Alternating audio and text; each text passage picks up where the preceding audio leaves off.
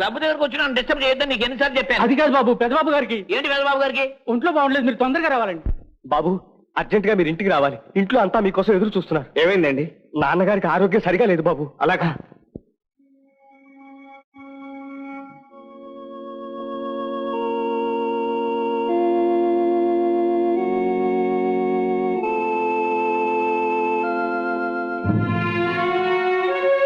బాబు అమ్మా,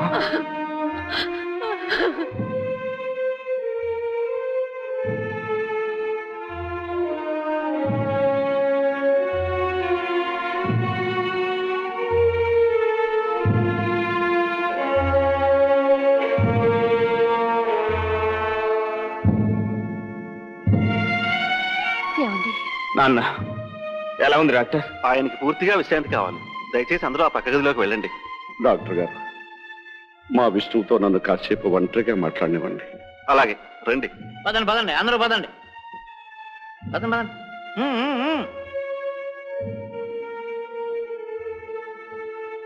నాన్న ఎలా ఉంది?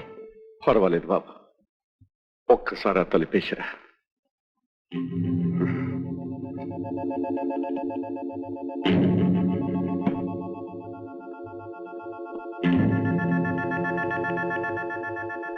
నాన్న బాబు విష్ణు, మీకు నేను చాలా అన్యాయం చేశాను. నా తండ్రి నాకు బోలెడంత ఆస్తి ఐశ్వర్యం ఇచ్చిపోయాడు. నేను మీకు మోయలేనంత అప్పుల భారం నెత్తిని వేసిపోతున్నాను. అప్పులా? మీరు అప్పులు చేశారా? అప్పు ఇంత అంతా కాదు, ఆస్తికి మించిన అప్పు చేశాను. ఇప్పుడు అప్పుల వాడు ఎగబడితే ఆస్తి వేలానికి వస్తుంది, కుటుంబం పరువు బజార పాలైపోతుంది. నా ఒక్కడి మూలంగా కుటుంబం మొత్తం చెట్టుకొకరు పుట్టకొకరుగా చలాచెదరైపోయి పేదరికానికి బలైపోతారు. ఈ దిగులే నన్ను ఇన్నాళ్ళు క్షణ క్షణం కృంగదీస్తుంది బాబు. కోరుకోండి నాన్న, బాధపడకండి.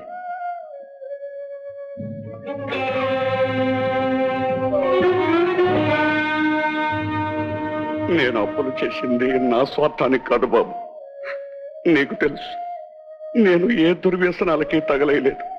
కుటుంబానికే ఖర్చు పెట్టాను. నా బిడ్డలని, నా తమ్ముళ్ళ బిడ్డలని నాకు ఏనాడు భేదం లేదు. అందరినీ నా కన్నబిడ్డలాగే పెంచాను. మీరు అడిగింది లేదనకుండా అందరినీ సుఖపెట్టాలనే నా ఆరాటం. వ్యాపారాల్లో నష్టం వచ్చింది, వ్యవసాయంలో నష్టం వచ్చింది, కానీ ఖర్చులు తగ్గించడం మాత్రం నా చేత కాలేదు. అడిగింది లేదంటే బిడ్డలు ఎక్కడ బాధపడిపోతారోనని బాధ పిడి. నా అనురాగమే నాకు శత్రువైంది బాబు, నాకు శత్రువైంది. ఆవేశపడకండి నాన్న, ఆవేశపడకండి. ఇక ఇంటి బాధ్యత నాకు వదిలేయండి, నేను చూసుకుంటాను.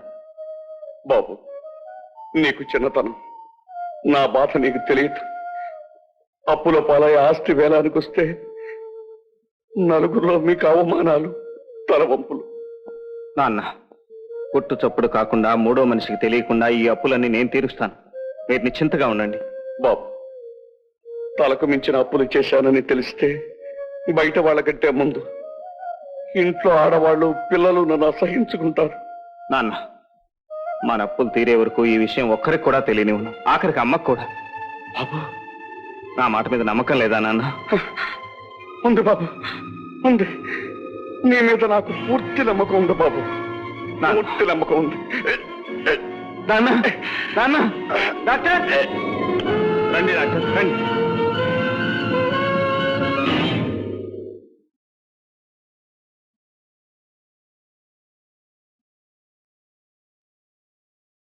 I am sorry. He is no more.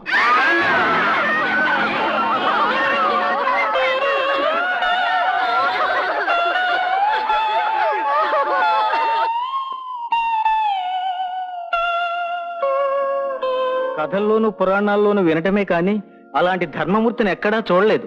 ఊర్లో ఎవరికే కష్టం వచ్చినా ఆగమేఘాల మీద వచ్చి ఆపద్బాంధవుళ్ళు ఆదుకునేవాడు. దేహి అని అడగగానే ఎంతమందికి ఎన్ని సహాయాలు చేశారో. నువ్వు చేసుకున్న పుణ్యం బాబు, అలాంటి తండ్రి కడుపున పుట్టావు. బాధపడకు బాబు, ఆయన ఆత్మశాంతి కోసమైనా నువ్వు ధైర్యంగా ఉండాలి. బాబు, నువ్వు ఇంటికి పెద్దవాడివి, నువ్వే ఇలా అధైర్యపడితే మిగతా వాళ్ళు ఏం కావాలి?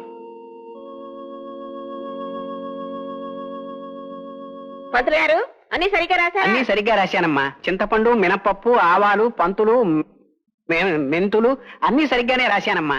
సబ్బులు ఎన్ని రాశారు? 2, 5, 25.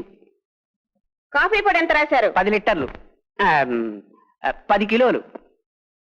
సరే, ఎందుకన్నా మంచిది చక్కెర 10 కిలోలు ఎక్కువ తీసుకురండి. చక్కెర మరి బ్లాక్ మార్కెట్ రేట్ వేసుకుంటున్నాడు మా షావుకారు. అందుకని చక్కెరకు ఒక కార్డు సంపాదిస్తే మంచిదేమో. అప్పుడు వరకు కాఫీ టీలు మానేయమంటారా? అమ్మమ్మమ్మ, తాగాల్సిందే. సరే సరే, వెళ్ళి ఆ పని చూసురండి. ఏటా కాగితం? సరుకుల లిస్ట్. ఇలా ఇవ్వు. నాన్నగారి పెదకర్మకు కావాల్సిన సరుకుల లిస్ట్. పిన్నమ్మగారు చెబితే రాసుకొచ్చాను. ఇంతవరకు ఇంట్లో చక్కెర కార్డు కూడా లేక బ్లాక్ లో కొంటున్నారు అన్నమాట. చెప్తాం. ఈ లిస్ట్ లో ఉన్న సరుకులన్నీ కొనడానికి ఎంత అవుతుంది? ఓ 10,000 దాకా అవుతాయి. డబ్బు ఎవరు ఇచ్చారు? డబ్బెందుకు బాబు, మన ఖాతా ఉంది కదా, అందులో రాయించుకొచ్చేస్తాను. ఇక మీదట ఈ ఖాతాలు గీతాలు ఏం రాయడానికి వీల్లేదు. చెప్తాం. ఈ లిస్ట్ క్యాన్సిల్ చేయి. చెప్తాం. నేను డబ్బు ఇస్తాను, నేను ఇచ్చిన లిస్ట్ ప్రకారం సరుకులు కొనుక్కురా. చెప్తాం. పిన్ని వ్రాయించిన సరుకుల లిస్టు మార్చి అన్ని తగ్గించి తెమ్మన్నావట. నాన్న ఉండగా ఎప్పుడైనా ఇలా జరిగిందా? పరిస్థితులు మారాయమ్మా, వాటితో పాటు మనము మారాలి. ఎందుకు? నీ చేతికి పెత్తనం వచ్చిందనా? అయ్యో భగవంతుడా. సరే, నేను ఇష్టం వచ్చినట్టు చేసుకోండి. అరే రఘు, అమ్మా, ఇలా రా, కూర్చో. నిన్న పురోహితుడు వచ్చి చెప్పిపోయాడు. ఏమిటమ్మా సుజాతకి ఏదైనా సంబంధం? కాదు, మరి వచ్చే దశమి నాడు మీ నాన్నగారు తద్దినమట. ఓ సదే, నా జ్ఞాపకం ఉందిలే. చూడు బాబు, మీ అక్కయ్యకి చెల్లెలకి అందరికి ఉత్తరాలు రాయి 2 రోజులు ముందుగా రమ్మనమని. నేను రమ్మన్నానని చెప్పు. ఏమిటమ్మా నీ చాదస్తంతో సస్తున్నావు? ఎప్పుడో 10 ఏళ్ల క్రితం పోయిన నాన్న తద్దినానికి ప్రతి ఏడు అల్లుళ్ళని కూతుళ్ళని ఎవరైనా ఉత్తరం రాసి పిలిపిస్తారా? ఇతరులకి మనకి పోలికేమిటే? మీ నాన్నగారు తహసీల్దారు. ఏమిటమ్మా పిలిచావట? చుట్టాలంతా వెళ్ళిపోతారట, వాళ్ళకి టికెట్లు అవి కొను. అలాగే. అక్కయ్య వాళ్ళకి ఫస్ట్ క్లాస్ రిజర్వ్ చేయించు. అవన్నీ నేను చూసుకుంటానులే, మన ఊరుకు. నీకంతా కొత్తరా, ఈ ఇంటి మర్యాదలు నీకు తెలియవు. ఇదేమన్నా పెళ్ళా పేరెంట్ మర్యాదలు చేయటానికి? ఇంటికి పెద్ద కొడుకు ఉద్ధరిస్తాడనుకుంటే వీడిట్లా తయారయ్యాడేమే. ప్రభా, బీరువాలో పైక ఉంది, తీసి సుబ్రామయ్య గారికి ఇచ్చి ఫస్ట్ క్లాస్ టికెట్లు కొనమని చెప్పు. అలాగేనమ్మా. అక్కయ్య, మా అన్నయ్య హడావుడిగా వచ్చేసాడట. ఖర్చులకు 1000 ఉంటే ఇమ్మన్నాడు. ఇంటికి వెళ్ళగానే పంపిస్తాడట. అలాగేనమ్మా. ప్రభా, పిన్నికి 1000 రూపాయలు ఇవ్వమ్మా. సరేనమ్మా.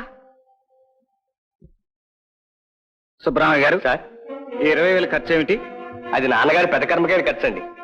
20,000? అవును బాబు, గోదానాలకి, భూదానాలకి, సంతర్పణకి, సంభావనలకి, మరి ఇంటికి వచ్చిన బంధువుల ఖర్చులకి, రైలు ఛార్జీలకి, బస్సులకి, బట్టలకి. ఇంకేమి చెప్పనక్కర్లేదు, మీరు వెళ్ళండి. సరే.